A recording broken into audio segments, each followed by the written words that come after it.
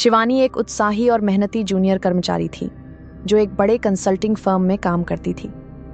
वह हमेशा अपने काम को लेकर समर्पित रहती थी और अपने बॉस विक्रम सिंह के बहुत करीब थी। विक्रम फर्म के सबसे सीनियर और सम्मानित कर्मचारियों में से एक था।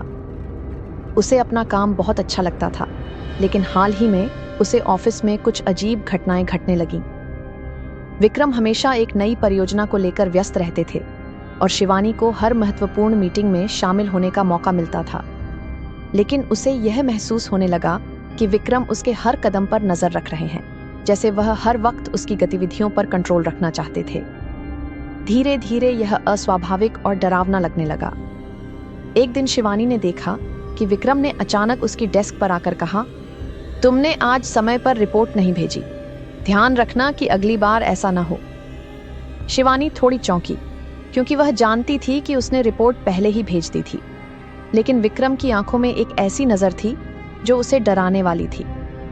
अगले दिन शिवानी जब लंच के लिए बाहर गई तो उसने देखा कि उसके कंप्यूटर की स्क्रीन पर एक अजनबी संदेश आया था, तुम कहीं भी जाओ, मैं तुम्हारे साथ हूं। उसने इसे एक गलती समझा और ध्यान नहीं दिया।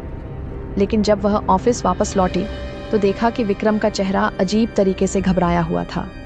वह लगातार उसकी ओर देख रहे थे और जैसे ही शिवानी ने उनकी ओर देखा, वह अपनी नजरें हटा लेते थे। शिवानी के लिए यह सिचुएशन और भी डरावनी हो गई जब उसने देखा कि विक्रम ने ऑफिस में अपनी आंखों को एक तरीके से घुमा लिया था, जैसे वह उसे हर जगह हर पल देख रहे थे।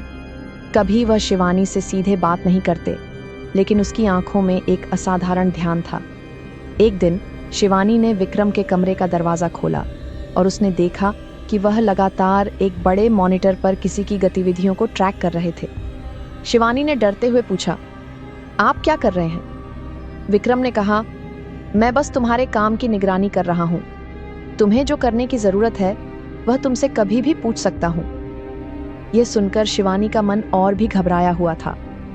वह समझ नहीं पा रही थी कि विक्रम ने उसे इतना क्यों घेर रखा है और यह सब क्यों हो रहा था।